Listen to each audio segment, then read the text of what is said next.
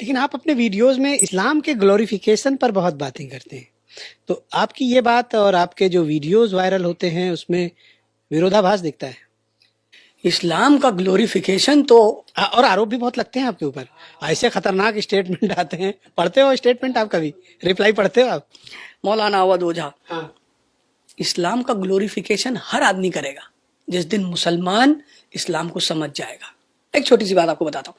मुसलमानों पर एक आरोप लगता है कि यार ये जो तो बहन नहीं मानते किसी को, इनके में तो रिश्तों का संबंध ही नहीं है, इनके लिए तो भाईजान मतलब दिन में भाई रात में जान।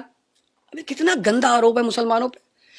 इस्लाम मतलब जिसके पास ईमान है उसके लिए दुनिया की सारी औरतें माँ के समान है, उसको रिश्ते की क्या जरूरत है?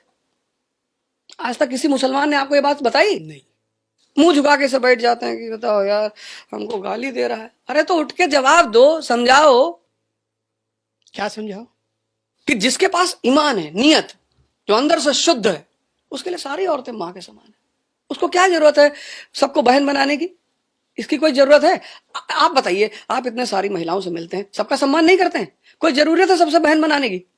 तो जब आप अंदर से सबका सम्मान कर रहे हैं, इज्जत कर रहे हैं, तो क्या रिश्ते की कीमत है? मुसलमान जवाब ही नहीं दे पाता। इस समय इस्लाम और मुसलमान कहाँ पर खड़े हुए? देश में इस्लाम जिस तो तरह का वातावरण है वो आप क्या एनालिसिस करते हो इसका?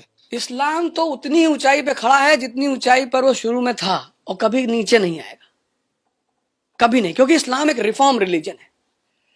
जितने तत्कालिक रिलीजन की कुरीतियों थी उस पर प्रहार किया इस्लाम ने, किसी से कोई दुश्मनी नहीं निभाई। ये बहुत गलत आरोप। हाँ, मुसलमानों के मैं खिलाफ बोलता हूं, ये उल्टी सीधी हरकत करते हैं। हजरत अली, युद्ध चल रहा है, एक आदमी के सीने पे कूद के बैठते हैं, निकाल के खंजर मारने के लिए उनके मुंह पे थूक देता है। जब वो थूकता है वो खंजर अंदर रख लेते हैं। क्यों? मार भी तो सकते थे। हाँ, उसने कहा क्या हुआ? उसने कहा तुमने मेरा मन विचलित कर दिया। मेरा मन आज तक कभी विचलित नहीं हुआ था, तुम्हारे थूकने से मेरा मन विचलित हो गया, अब मैं तुम्हें नहीं मारूंगा। अरे उसने कहा गलती कर रहे हो। बोले क्या सिद्धांत रहा होगा? मिस्र का एम्बेसडर हजरत उमर से मिलने आया, खलीफा जमीन पे सो रहे हैं पत्थर की तकिया बना के। अरे उसने मिस्र की तलवार ले आके उनके कदमों, बोले ये भैया खलीफा, इतनी ईमानदारी?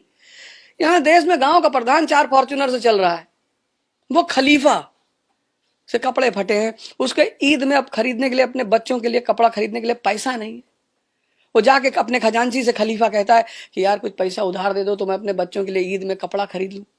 तो खजांची कहता है कि इसकी गारंटी दो कि तुम पैसा वापस करने के लिए जिंदा रहोगे। तो कहा यार मौत की तो कोई गारंटी नहीं है, तो नहीं दिया। ये है इस्लाम।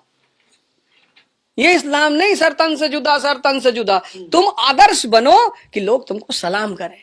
इज्जत कमाई जाती है, ली नहीं जाती। कुछ चीजें आप दुनिया में ले नहीं सके। मैं सबसे कहूं मैं टीचर हूं, मुझको सलाम करो, तो गरियाएंगे सब। ये बात मुसलमान भूल गया, ये बात हिंदू भी भूल गए। भाई विवेकानंद अमेरिका गए तो कोई, भारत उस वक्त सुपर शक्ति था।